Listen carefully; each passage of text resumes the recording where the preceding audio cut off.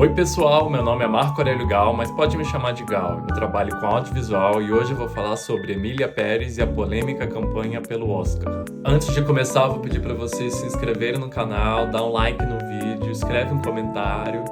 O Oscar anunciou seus indicados faz uma semana e no meu último vídeo eu gravei aqui minhas reações às indicações e embora o meu vídeo tenha sido basicamente falando só sobre Ainda Estou Aqui, na verdade o grande destaque foi Emília Pérez, que liderou as indicações com 13 indicações, igualando a La La Land, Oppenheimer e quebrando o recorde de mais indicações a um filme estrangeiro, que antes era de Roma e Tigre e o Dragão, que os dois tinham 10 indicações. O filme estreou no Festival de Cannes e saiu de lá vencedor do prêmio do júri, além do prêmio de interpretação feminina, que dividiu entre Carla Sofia Gascon, Zoe Saldana, Selena Gomez e Adriana Paz, e ter sido um dos grandes premiados no Globo de Ouro e também ter sido muito bem recebido no BAFTA, no César, o Oscar da França, que saiu as indicações essa semana. Apesar do filme ter sido muito bem recebido pela indústria, é inegável dizer que o público não recebeu o filme da mesma forma. Na verdade, longe de receber da mesma forma, o público foi pro extremo oposto. O filme tem uma péssima avaliação no Rotten Tomatoes, tem uma péssima avaliação no Letterboxd, e a chavinha virou de um grande filme prestigiado para um filme rechaçado pelo público, principalmente quando ele estreou na América Latina. O filme nos Estados Unidos é distribuído pela Netflix, mas no Brasil e no México tem outra distribuidora. Aqui no Brasil é a Paris Filmes. E quando o filme estreou nos cinemas desses países, houve uma repercussão negativa imensa. O filme levanta muito a pauta mexicana e a pauta trans. E as duas pautas foram extremamente criticadas, principalmente pelas pessoas a quem o filme quer representar. Uma das maiores instituições LGBTQ fez uma crítica duríssima à Emília Pérez e, inclusive, em sua premiação anual, não reconheceu o filme em nenhuma categoria. E o filme foi extremamente mal recebido no México, inclusive com o diretor tendo que fazer uma meia-culpa. Si des choses paraissent choquantes dans Emilia, pero si hay cosas que les parecen escandalosas je serais prêt à m'excuser, je suis bien désolé. a los mexicanos en Emilia, les pido perdón. Embora tenha saído uma entrevista ontem, que l'espagnol est une langue de pays émergent, c'est une langue de pays modeste, de pauvres, de migrants, voilà. Je dois aussi. O filme estreia amanhã aqui no Brasil pela Paris Filmes e a passagem de Carla Sofia Gascon aqui pelo Brasil foi bastante polêmica. Na verdade, polêmica é o que não para de acontecer desde que saíram as indicações. E aqui agora eu chego no motivo do porquê eu quis gravar esse vídeo, que foi por causa da entrevista que a Carla Sofia Gascon deu à Folha de São Paulo, que saiu ontem. Mas antes de chegar a essa entrevista, eu quero contextualizar com tudo que aconteceu até agora, desde que as indicações foram anunciadas, e principalmente com como costuma ser essa campanha pelo Oscar, porque eu consegui acompanhar desde os 20 anos que eu acompanho o Oscar, porque o meu primeiro ano acompanhando o Oscar foi quando Crash ganhou o Oscar, surpreendeu a todos ganhando o Oscar de melhor filme, e eu, como um bom fã da Sandra Bullock, fiquei muito feliz. E vou dizer que a campanha desse ano de 2025 está superando, em questões de polêmica, está superando qualquer ano que eu já vi de longe. Como eu falei, Emília Pérez tem sido alvo de críticas do público já faz algum tempo. E já faz algum tempo também que a atriz Carla Sofia Gascon tem reagido muito mal às críticas nas suas redes sociais. É uma situação muito complicada que ela tá, porque ela é a primeira atriz trans reconhecida numa categoria de atuação na história do Oscar. Então é uma conquista enorme, principalmente no ano em que os direitos trans têm sido questionados e derrubados pelo governo americano. Não tenho dúvida de que ela realmente seja alvo de críticas transfóbicas, mas o problema é que ela generaliza muita crítica válida sobre o filme e coloca no mesmo nível dessas críticas transfóbicas que ela provavelmente deve receber. E ela fazer essa generalização é muito complicado. Recentemente ela escreveu na sua rede social, no Twitter, colocando como essas críticas de Emília Pérez e comparando isso com um campo de concentração nazista. E isso é totalmente fora de proporção. Recentemente saiu um vídeo dela pedindo ajuda a Fernanda Torres pelos ataques que vem recebendo, e a própria Fernanda Torres retribuiu o pedido dela gravando um vídeo enaltecendo a Carla Sofia, a atuação dela e como ela foi tão bem recebida pela Carla.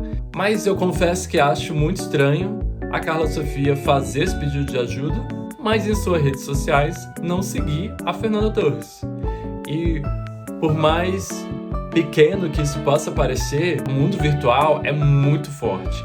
E essas pequenas coisas importam muito. É só a gente lembrar, alguns anos atrás, quando a Michelle Yeoh, a atriz de Tudo em Todo Lugar ao Mesmo Tempo, repostou em seu Instagram um trecho de uma reportagem que destacava que se a Michelle Yeoh ganhasse, seria a primeira vez que uma atriz asiática ia ganhar o Oscar e como isso era histórico para a premiação. Ela repostou esse trecho em seu Instagram com o texto da matéria escolhendo a Michelle Yeoh a Cate Blanchett. E a Cate Blanchett não gostou dessa repostagem, tanto que depois disso as duas deixaram de se seguir nas redes sociais, no Instagram. Então essas pequenas coisas importam. O problema realmente aconteceu nessa entrevista que ela gravou para a Folha de São Paulo, para a estreia do filme Emília Pérez aqui no Brasil. E nessa entrevista, ela dá uma declaração muito polêmica, responsabiliza os ataques que vem recebendo a equipe de Fernanda Torres. E ela nomeia isso diretamente. Eu, em nenhum momento, me habrá visto alguém falando mal de Fernanda Torres ou da película de Fernanda Torres. Pero en cambio, si veo a muchos personas que trabajan en el ambiente de Fernanda Torres que hablan mal de mí y de Emilia Pérez. Creo que eso habla más de ellos y de la película de ellos que de la mía. Fazendo o papel de advogado do diabo, eu consigo entender que ela, na verdade, queria falar sobre não exatamente pessoas ligadas à equipe da Fernanda Torres, mas pessoas fãs do filme. Então eu consigo tentar olhar por trás das palavras que ela usou para entender o que ela quis dizer, mas ainda assim é bem complicado ela falar. Evidente que essa entrevista repercutiu muito e deixou de virar fofoquinha de internet para virar notícia no Deadline, na Variety, em mídias importantes.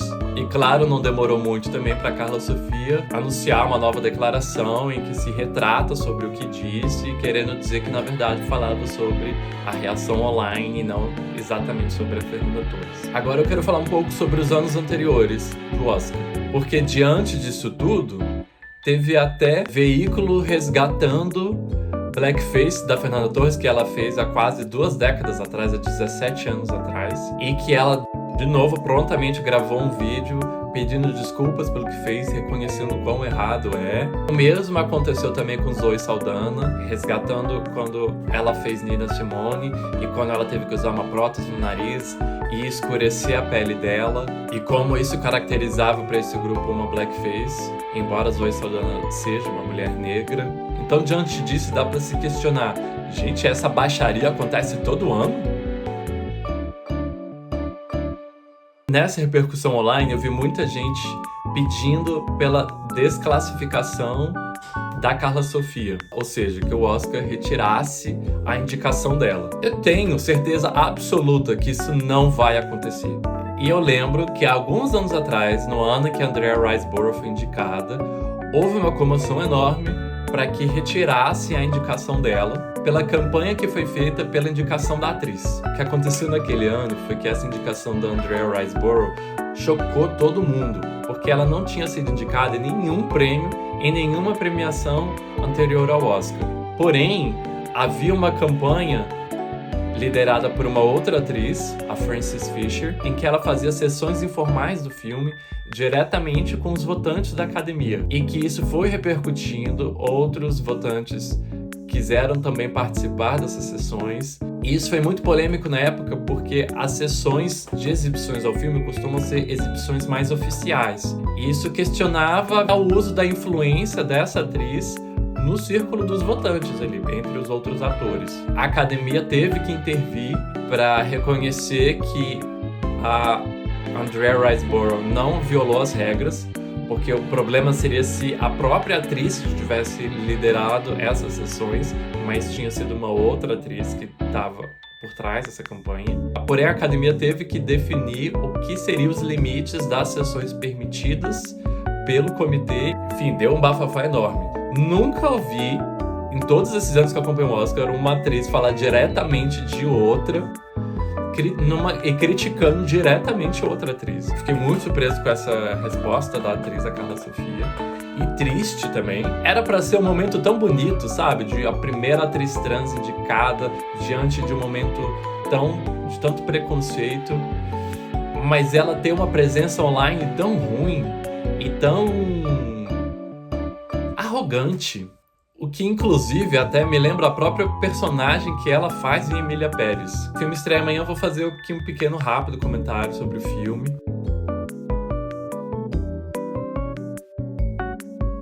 Emília Pérez é um filme de Jacques Audiard sobre uma advogada interpretada por Zoe Saldana, que é contatada por um traficante de drogas mexicano, interpretada pela Carla Sofia Gascon, que se chama Manitas. E ele contrata a advogada para que encontre opções médicas para que ele possa transicionar e viver como uma mulher. Muitos anos depois, Emília Pérez se reencontra com a personagem da Zoe Saldana e pede para que ela, a advogada, a ajude a resgatar os seus filhos que ela deixou para trás antes de se transicionar. Realmente o filme tem os seus méritos. Zoe Saldana tá numa interpretação incrível e o Jacques Audiard consegue criar um ritmo muito bom, com escolhas muito interessantes de fotografia. Porém, continuo achando que o maior problema com a Emília Pérez estão nos personagens, e principalmente no personagem da Emília Pérez. Um personagem totalmente arrogante, assim. Ela, enquanto traficante, ela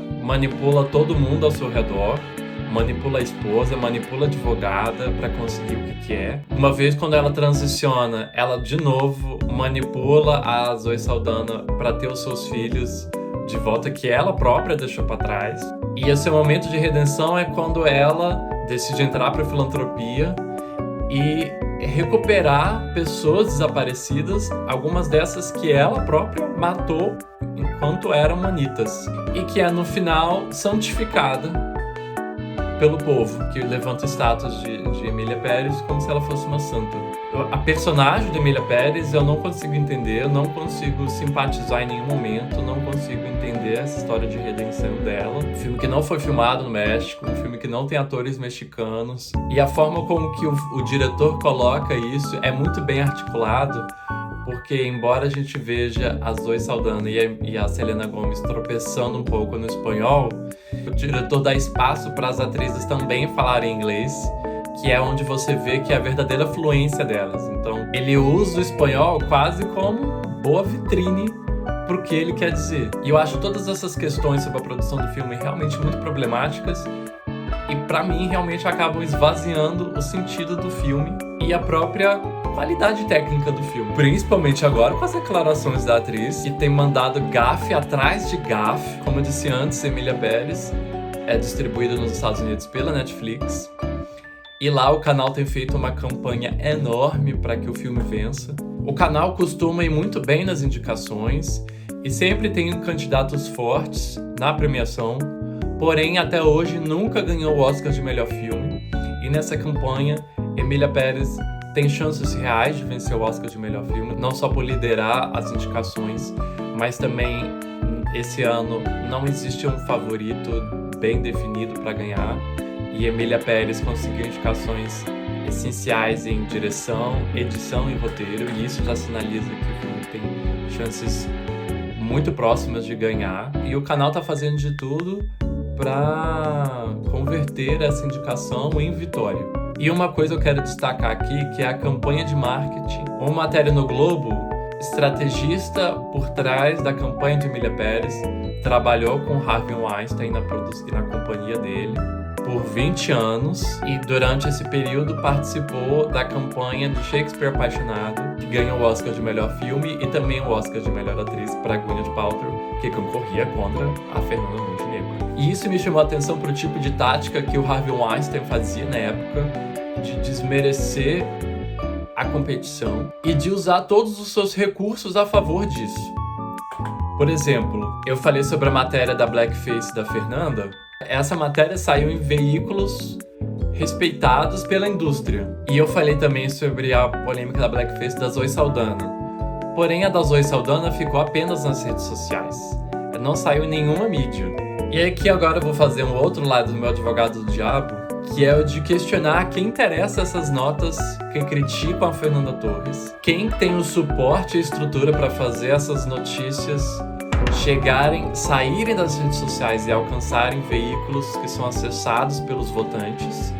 E eu acredito que depois dessa entrevista, a coisa ficou muito pior para Carla Sofia e Emília Pérez do que de verdade para Ainda Estou Aqui, que acho que na verdade deixa só a Fernanda Torres e o filme ainda mais em evidência, as pessoas ainda mais curiosas para assistir o filme e entender toda a repercussão de Ainda Estou Aqui, apesar de que eu tenho certeza que a academia não vai tomar nenhuma medida extrema contra a Carla Sofia, porque a última coisa que a academia quer é fazer uma decisão polêmica. Igual quando, há alguns anos atrás, houve uma reação para que a academia tomasse o Oscar do Will Smith de volta depois do tapa que ele deu. Então tenho certeza que a academia vai se manter diplomática e só intervir se algo verdadeiramente escandaloso acontecer.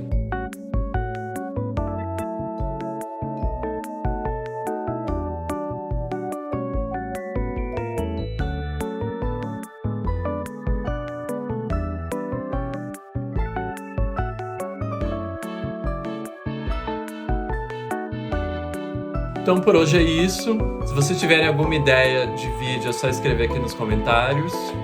Peço para vocês que vocês deem um like no vídeo, escrevam um comentário, sigam o canal, ajuda no engajamento e a gente se vê. Tchau, internet!